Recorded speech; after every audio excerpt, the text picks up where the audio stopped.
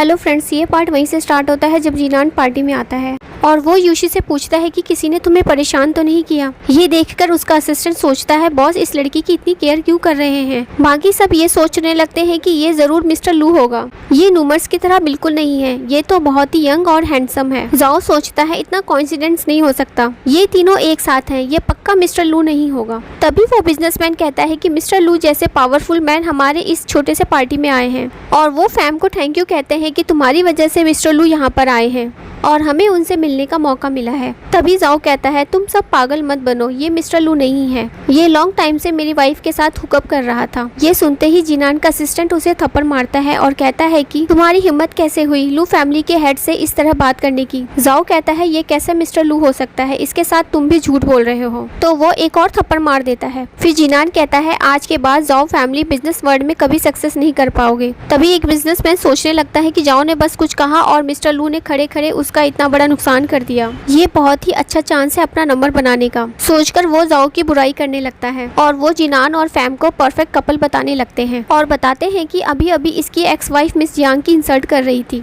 आप इन दोनों को पार्टी से बाहर निकाल दीजिए। तभी वो लड़कियां भी कहने लगती हाँ इसने बहुत बार मिस जियांग की इंसल्ट की है, आप इसे धक्के मारकर पार्टी से बाहर निकाल दीजिए। और ये भी बताती है कि इसने मिस जियांग के गिफ्ट्स भी तोड़ दिए थे, आप इसे पनिशमेंट दीजिए। सबकी बात सुनने के बाद वो फैम के पास जाता है और सबसे पूछता है कि जिसने मिस जियांग के साथ इतनी बार इंसल्ट की है उसके साथ क्या करना चाहिए। तो सब लोग कहने लगते हैं कि इसे नी डाउन होकर मिस जियांग से माफी मांगनी चाहिए और गिफ्ट्स का कंपनसेशन भी देना होगा। जीनान फैम से कहता है कि तुमने सुना ना ये लोग क्या कह रहे हैं। फैम घबरा जाती है और इमेजिन करने लगती है कि सब लोग उस पर चिल्ला रहे हैं और वो पागलों की तरह बिहेव करने लगती है और कहती है कि ये मिस्टर लू नहीं है, मैं ही जियांग फैमिली की असली डॉटर हूँ, ये सभी झूठ बोल रहे हैं। तो वो सब शक की नजरों से उसकी तरफ देखने लगते हैं। तो वो पागलों की तरह बिहेव करती है और कहती है कि तुम सब मुझे ऐसे क्यों देख रहे हो, ये झूठ बोल रहे हैं, मैं सच बोल रही हूँ। तभी वहाँ पर जीनान फैम की मॉम को बुलाता है। उसकी मॉम उसके पास जाती है और कहती है कि मुझे मिस्टर लू ने सब कुछ बता दिया है, तुम यंग लेडी बनने का क्यों प्रिटेंड कर रही हो।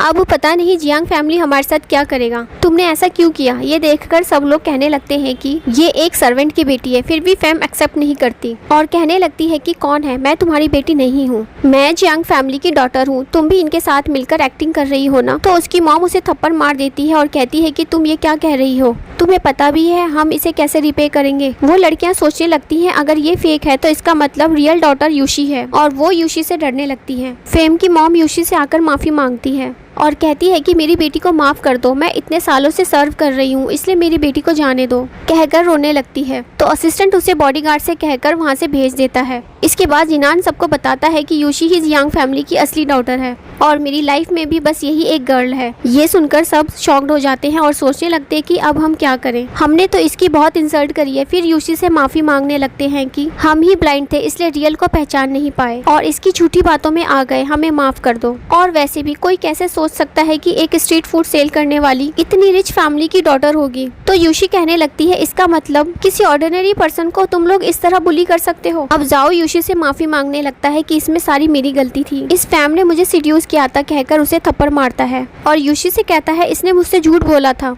तो वो कहती है कौन सा झूठ बोला था, यही कि ये रिचेस्ट फैमिली की डॉटर है। अब तुम्हें रियलाइज हो रहा है जब तुम्हें पता चला कि रिचेस्ट फैमिली की असली डॉटर मैं हूँ। जाओ कहता है मैं तो इसके साथ बस इसलिए था ताकि 1 मिलियन का कॉन्ट्रैक्ट हासिल कर सकूं, मेरे हार्ट में हमेशा से बस तुम ही थी, मैं तो ये सब कुछ सिर्फ तुम्हारे लिए कर रहा था ताकि हम फ्यूचर में अच्छे से रहें। और उसका हाथ पकड़कर कहता है चलो हम फिर से एक हो जाते हैं, लेकिन जीनान उसका हाथ हटा देता है। यूशी कहती है मैंने तुम्हें 3 सालों में कितनी बार बैंक करप्ट होने से बचाया है, सीक्रेटली तुम्हारी हेल्प की है, मुझे लगता था कि तुम एक अच्छे पर्सन हो, ऐसा नहीं है, अब हम दोनों के बीच कुछ नहीं हो सकता, हम कभी एक नहीं हो सकते। और यहाँ पर ये पार्ट खत्म हो जाता है।